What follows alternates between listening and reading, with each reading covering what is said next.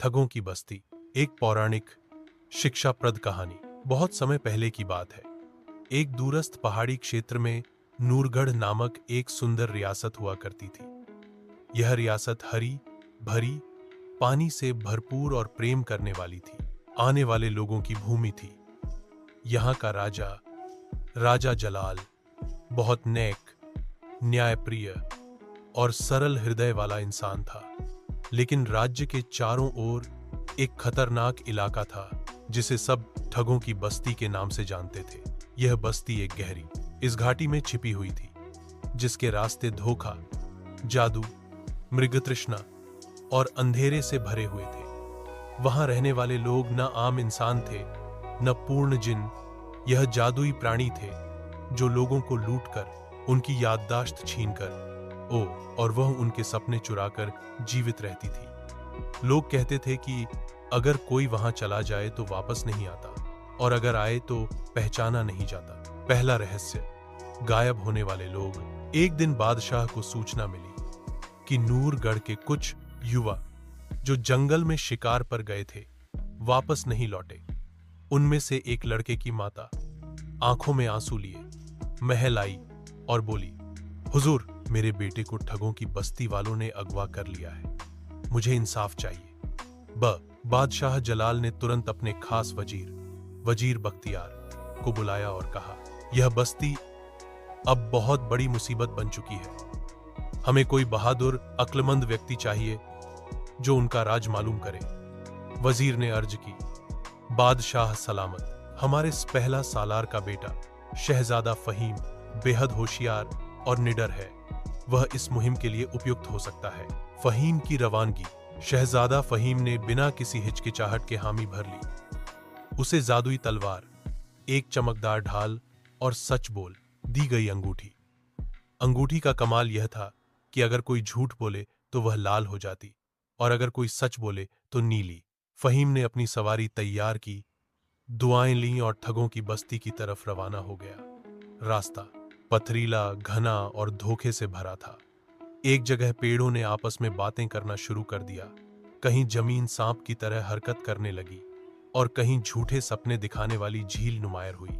ठगों की बस्ती का पहला मंजर। जब फहीम बस्ती के अंदर दाखिल हुआ तो वह हैरान रह गया। वहां सब कुछ खूबसूरत नजर आता था। शानदार महल, सुनहरे बाजार, हंसते मुसाफिर और खुश मिजाज लोग। मगर उसकी अंगूठी सुर्ख हो गई। वह समझ गया कि यह सब झूठ है, मृगतृष्णा है। फहीम ने एक जगह बैठकर एक बूढ़ी औरत को देखा जो बाकी सबसे अलग लग रही थी। उसने कहा, बेटा, तुम नूरगढ़ से आए हो? बहुत दिनों बाद कोई सच्चा इंसान यहाँ आया है। फहीम ने अंगूठी दिखाई, जा और नीली हो गई। बूढ़ी औरत बोली, ये सब झूठे लोग हैं जो तुम्हें लूटने, बहकाने और गुलाम बनाने आए हैं। यहाँ जादूगर ठग मर्शिद की हुकूमत है। वह लोगों के दिमागों को कैद करके अपनी ताकत बढ़ाता है। ठग मर्शिद कहा। फहीम ने फैसला किया कि वह सीधा ठग मुर्शद के महल में जाएगा। उसने बूढ़ी औरत का शुक्रिया अदा किया और आगे बढ़ा। महल तक पहुंचने के लिए उसे 3 आजमाइशों से गुजरना था। झूठ की घाटी, जहां हर सच्चाई झूठ बन जाती थी, मगर उसने अंगूठी के सहारे अपनी राह निकाली। 2 सपनों का पुल, जहां उसके दिल की सबसे बड़ी ख्वाहिश दिखाकर उसे रोकने की कोशिश की गई, मगर फहीम ने हौसला न हारा। 3 खामोश दरवाजा, जहां केवल दिल की आवाज से दरवाजा खुलता था। फहीम ने दुआ की, आंखें बंद की, और दरवाजा खुद खुल गया। फैसला कुन मुकाबला। महल के अंदर ठग मुर्शिद इंतजार कर रहा था। वह एक लंबा, स्याह लब उसने पहना, लाल आंखों वाला जादूगर था। उसने हंसते हुए कहा, शाबाश शहजादे, तुम बहुत दूर तक आ गए हो, मगर अब तुम भी मेरे कैदी बनोगे। फहीम ने अपनी तलवार निकाली और मुकाबला शुरू किया, मगर जादूगर तलवार से न मैं मरता था। अचानक फहीम को बूढ़ी औरत की बात याद आई। उसका दिल उसके शरीर में नहीं, बल्कि आईने के अंदर कैद है। फहीम ने महल में लटकते आईनों को देखा और एक आईना तोड़ा, मगर कुछ न हुआ। अंगूठी नीली हुई। जब उसने आखिरी आईने को देखा उसने उसे तेज वार से तोड़ा। एक जोरदार चीख सुनाई दी और ठग मरसिद जमीन पर गिर पड़ा।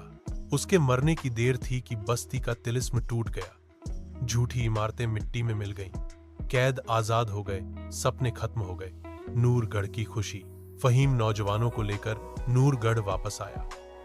बादशाह ने जश्न का ऐलान किया। फहीम को सल्तनत का वली अहद बनाया गया और बूढ़ी औरत को इज्जत दी गई। कहानी का पैगाम यह कहानी हमें सिखाती है, हर चमकने वाली चीज सोना नहीं होती। सच्चाई, बुद्धि और हिम्मत से झूठ और धोखे का मुकाबला संभव है। आजमाइशों में स्थिर रहने वाला ही विजेता कहलाता है। स्वार्थ और झूठ अस्थायी सफलता है तो दे सकता है, मगर इंजाम हमेशा बड़ा होता है।